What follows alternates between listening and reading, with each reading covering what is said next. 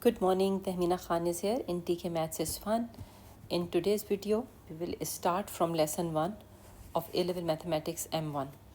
In the previous video, I explained to you the syllabus in detail, and now each lesson we will study in detail. So the link of the previous video is given in the description. You can see it over there. So this video will cover lesson 1, which is on vectors, and these are the sub-concepts which we will study. Displacement vectors, vectors representation, addition of vectors, resultant of vectors, position vectors, the magnitude of vectors, and resolving a vector or component of a vector.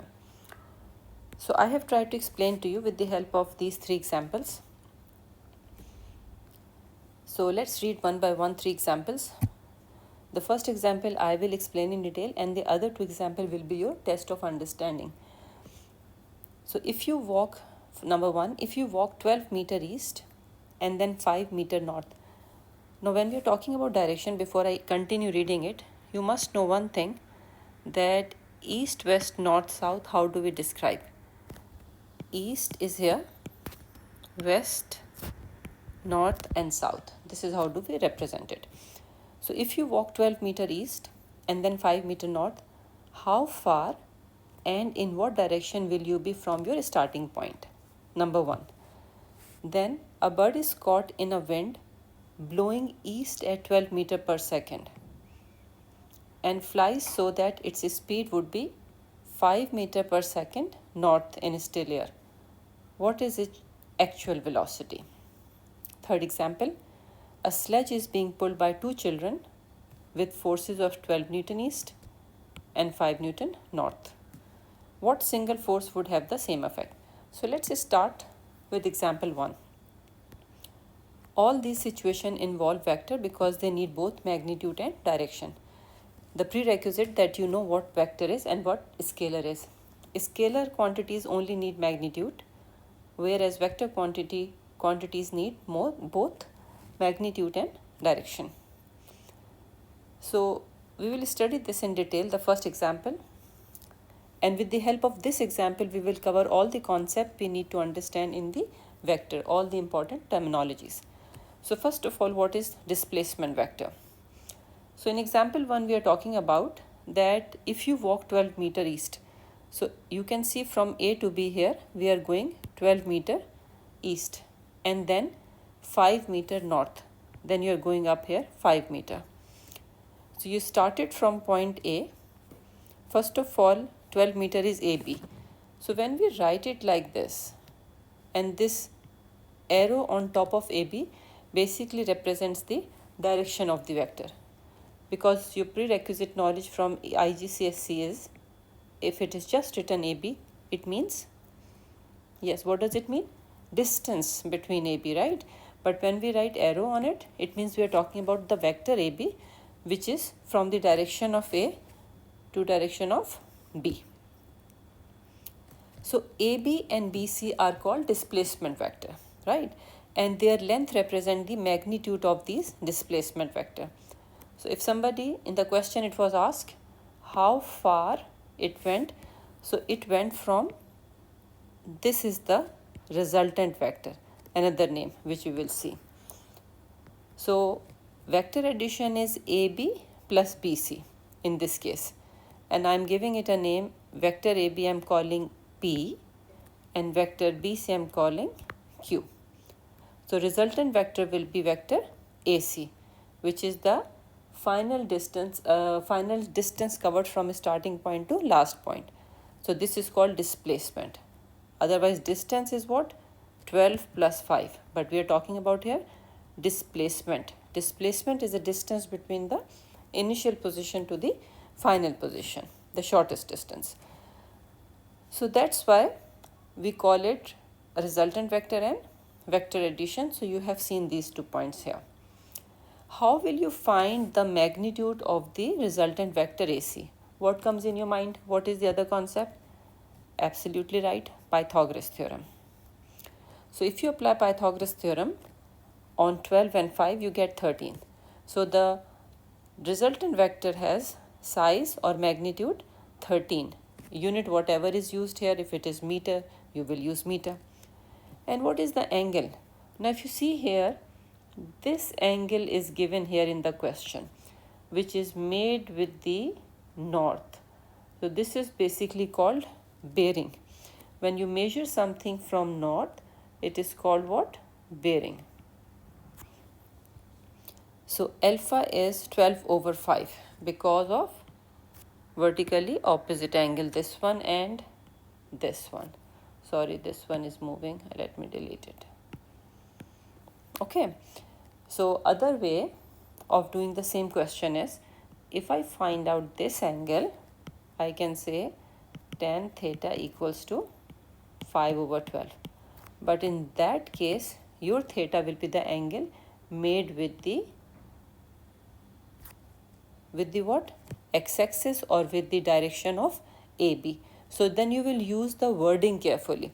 But in this case, when I'm saying alpha is 67, it is from the north.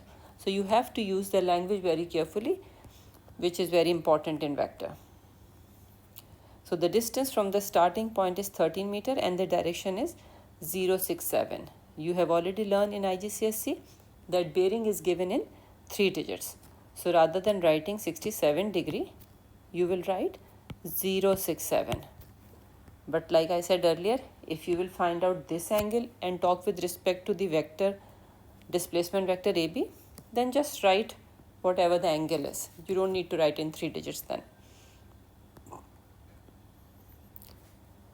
And another word, which is position vector, it is a special name for the displacement vector when you talk with respect to origin. So if I say from the origin, this is the position of the point or the particle, I will say it is position vector. Now this is the time to test your understanding. A bird is caught in wind blowing east at 12 meter per second and flies so that its speed would be 5 meter north in still air. What is its actual velocity? When you're talking about velocity, you have to talk about both its direction and magnitude. We will study velocity in detail in the next lesson. So I'm going to show you here the diagram. Otherwise, you draw the diagram just like the one which I have drawn here for example 1 and then calculate it. So you can put the video on pause and do it. Meanwhile, I'm showing it to you to avoid the lengthy video. Okay. So you can see here. Again, if you notice here, the magnitude is same 12 and 5. So answer will come same, which will be 13. But the situation has changed so that you can understand how to draw it. And in these cases, the drawing is very important. Otherwise, you will not be able to get the right answer. Now the last case, last example. Sledge is being pulled by 2 children. Now suppose this is the sledge. One child is pulling it here in the north direction and the other one is in the east direction and the other one in the north direction, and this is the sledge. So what do you think, where sledge will move? So to figure out these type of question, we do vector addition, and you know again from IGCSE this is prerequisite that by parallelogram law, if you complete it, the diagram, this will be your resultant. Agreed? So your resultant will be this one and this is your diagram. I can show you here. So this is the concept of vector. It is very important because when we will talk about forces here in the diagram in M1, you have to show the direction of the forces and all these, and then sometimes you need to add the vectors also. So this was the basic understanding. As such question doesn't come on it, but you need to apply this concept there. Now let's see the last concept of this, which is resolving a vector or component of vector. Now in this diagram, if you see, the vector is R. When we say component of vector, it means in the column vector, what is this and what is this? You know column vector is what? X vector is here and Y vector is here. So now if I look at this vector R, and I want to resolve it in the x and y direction. So what vector will this be, a1, in the x direction? So if you see here, with respect to cos theta is equals to adjacent over hypotenuse. So a1 is equals to r1 cos theta. So this vector will be r1 cos theta.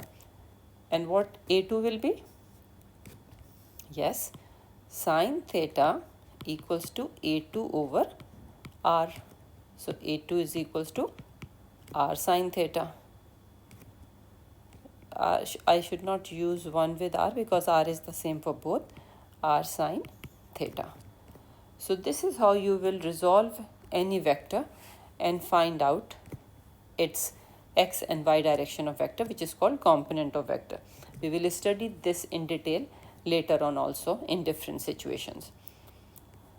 One more thing is very important. When we use I and j, any movement in the x direction is represented by I, and in the y direction is represented by j. If it moves right, it is plus I. If it moves left, it is minus I. Similarly, if it goes up, it is plus j. It goes down, it is minus j.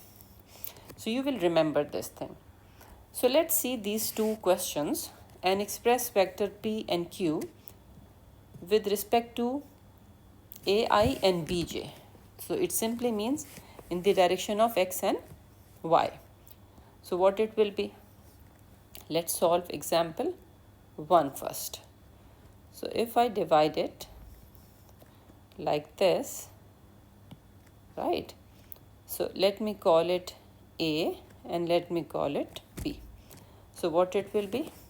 Yes, you are right. Cos 30 is equals to A over 6. So A is equals to 6 cos 30. So what it will be? What is cos 30 equals to? Do you remember? Cos 30 is equals to what?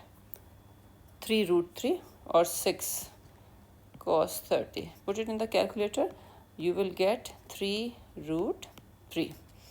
Similarly, if I have to find out B, what it will be? Sin 30. Still I'm solving this one, right? Sin 30 is equals to B over 6, right? So B is equals to 6 sin 30. So what it will be? Put it in the calculator, it will be 3. So if I want to see vector P in context of AI and BJ, I will say P is equals to 3 root 3I plus 3J, right? Because A was in this direction, which is right hand side, and B is up, which is plus.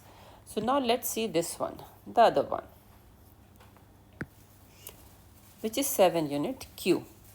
Now for Q, if I see X direction will be left hand side and then it will be up, right? So let me call it A and B. Now in this case, A will be what? Negative. So again, to find out A, I will say cos 50 is equals to A over 7. I will use negative sign with A later. So A is equals to 7 times cos 50. So let's use the calculator. What it will be? 4.50. Let's find out for B. So B will be sin 50 equals to B over 7.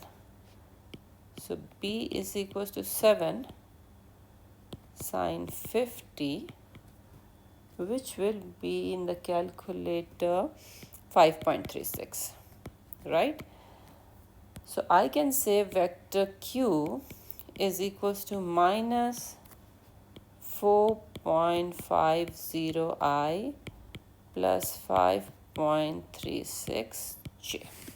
So this is how you resolve the vector, and plus minus I have explained to you how you will take it.